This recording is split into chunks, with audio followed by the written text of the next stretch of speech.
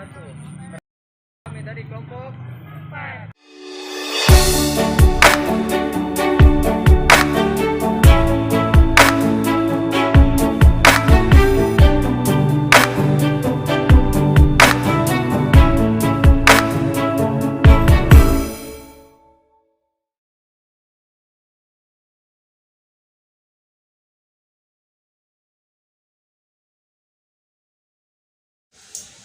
Assalamualaikum warahmatullahi wabarakatuh. Perkenalkan, nama saya Heru dan ada di sebelah saya Kanda Muntadir sebagai Ketua Umum Organisasi Himpunan Mahasiswa Islam Komisariat Tatansa. Jadi di sini saya akan sedikit berbincang-bincang tentang fungsi manajemen terkait Himpunan Mahasiswa Islam yang ada di Tatansa Maisiro ini. Nah, ini kita sedang di mana, Kanda? Nah, kita ini sedang di Sekretariat Himpunan Mahasiswa Islam Komisariat Tatansa. Ya, kita menggunakan kontrakan sebetulnya ini. Sederhana tapi bermakna tinggi ya untuk menunjang intelektual mahasiswa Islam. Untuk HMI itu Kanda berdirinya pada tahun berapa? Jadi HMI itu berdiri pada tahun 1947 dengan membawa dua semangat, yaitu semangat keislaman dan semangat keindonesiaan. Karena tahun 47 itu 2 tahun pasca kita kemerdekaan, ya tentunya HMI membawa semangat itu, semangat untuk mempertahankan keindonesiaan, kemerdekaan Indonesia. Siapa pendiri organisasi HMI ini, Kanda? Nah, untuk pendirinya itu ada 14, salah satunya yaitu Kakanda Laprantane. Dialah sebagai founding father daripada HMI ini sendiri. Untuk struktur organisasi HMI itu seperti gimana, Kanda? Jadi struktur organisasi himpunan mahasiswa Islam itu tidak jauh berbeda dengan organisasi lain. Jadi bentuknya itu piramida. Artinya ada yang pengurus besar ataupun yang lebih tinggi, yaitu PB, pengurus besar, dan itu tingkatannya ataupun ininya dia negara, satu negara. Nah, ada lagi ke bawah Badko itu mencakup wilayah. Nah, ada lagi turun lagi ke cabang. Jadi cabang itu mencakup satu daerah ataupun kabupaten. Nah, turun lagi komisariat. Komisariat itu tatanannya kampus, universitas. Nah, ada sebagian komisariat yang dia itu cakupannya hanya satu fakultas, contoh fakultas hukum, fakultas politik atau fakultas ekonomi, seperti itu. Nah, adapun di komisariat ini struktur organisasinya, jadi saya di sini sebagai ketua, mungkin ada sekretaris dan ada bendahara, dan ke bawahnya lagi ada bidang-bidang dan anggota gitu. Jadi gini, Kanda. Jadi kan saya mahasiswa baru, ini belum tahu terkait organisasi yang ada di kampus. Untuk himpunan mahasiswa Islam ini sendiri, organisasi yang seperti apa, Kanda? Jadi himpunan mahasiswa Islam itu organisasi yang menghimpun mahasiswa-mahasiswa Islam di seluruh dunia, gitu, khususnya Indonesia. Jadi siapa saja yang boleh masuk himpunan mahasiswa, yaitu dia yang sudah terdaftar di perguruan tinggi dan beragama Islam. Nah, dia itu boleh masuk dengan syarat mengikuti LK1. Nah, adapun LK1 itu yaitu sebuah gerbang untuk mahasiswa Islam menjadi anggota HMI. Nah, ini sangat menarik, Kanda.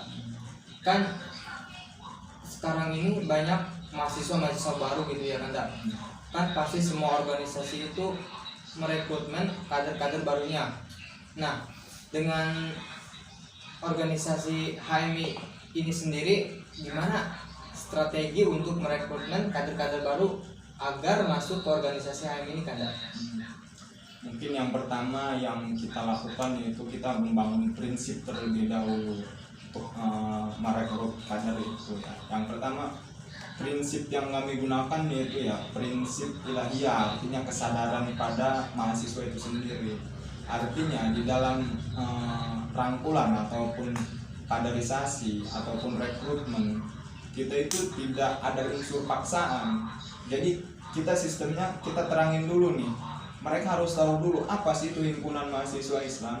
Jadi setiap kader yang ada di himpunan mahasiswa Islam untuk rekrutmen mereka itu kita latih terlebih dahulu gitu, agar tahu betul terkait HMI, apa itu HMI, berikut sejarah dan segala macamnya gitu, agar mahasiswa ini tidak masuk karena ada paksaan atau unsur saudara atau unsur kekeluargaan atau unsur kesamaan wilayah. Nah kan kebanyakan gitu kan organisasi-organisasi lain itu yang digunakan strateginya itu lebih kepada unsur persaudaraan, unsur wilayah gitu kan, kedekatan emosional dari entah itu pertemanan ataupun saudara. Nah gitu, yang pada akhirnya ketika mereka sudah masuk, mereka tidak sepaham ataupun mereka tahunya sesudah masuk, pada akhirnya kader-kader baru itu tidak aktif. Nah ini yang sangat disayangkan gitu. Jadi yang kedua mungkin ya, yang harus kita pupuk yaitu setelah kita membangun prinsip, yaitu kita mungkin kerjasama artinya kesolidan daripada teman-teman pengurus ini sendiri. Ada tupoksi tersendiri, ada yang mencari data mahasiswa baru, ada yang bagian mereka itu komunikasi langsung itu kan, karena sekarang kita kondisinya sedang online gitu ya kita paling komunikasinya itu melalui chatting gitu. Nah disitulah tahap teman-teman pengurus untuk memberikan pemahaman terkait apa itu HMI, apa kelebihan HMI dengan organisasi lain. Nah yang ketiga yaitu teman-teman HMI ini kita latih gitu. Nah tidak ada bedanya terkait teori pemasarannya. Untuk memasarkan suatu barang kita harus tahu dulu produk ini yang kita akan pasarkan, apa kelebihannya, apa kekurangannya gitu kan, apakah ini dibutuhkan oleh masyarakat apa enggak. Nah setelah kita tahu produknya kan kita enak untuk memberikan pemahaman atau kan memberikan informasi kepada konsumen. Nah siapa konsumennya? Yaitu mahasiswa baru. Kira-kira seperti itu strategi kami daripada untuk rekrutmen kader baru. Nah setelah 3 prinsip tadi terpenuhi, yaitu prinsip ilahiyah ataupun kesadaran daripada mahasiswa, yang kedua itu kita harus tahu produk kita dahulu, yang ketiga itu unsur kerjasama. Nah itu output yang dihasilkan ataupun ketika kader sudah masuk itu kecenderungan mereka itu lebih aktif bentarnya, karena mereka sebelum mereka masuk itu mereka sudah tahu apa itu HMI, pergerakannya seperti apa, proses pengkaderannya seperti apa, dan apa yang dihasilkan atau kemanfaatan bagi mahasiswa ataupun kader yang sudah masuk kepada HMI. Jadi kalau kita analogikan kepada telur, yang calangnya itu entarnya sedikit gitu, yang tidak aktifnya itu minimal paling ada 1-2 gitu. Pasti di dalam telur kan, analogi telur di dalam satu induk pasti ada saja gitu ya kan yang calang. Artinya kalau bagi mahasiswa baru pasti ataupun kader-kader baru pasti ada saja yang tidak aktif gitu.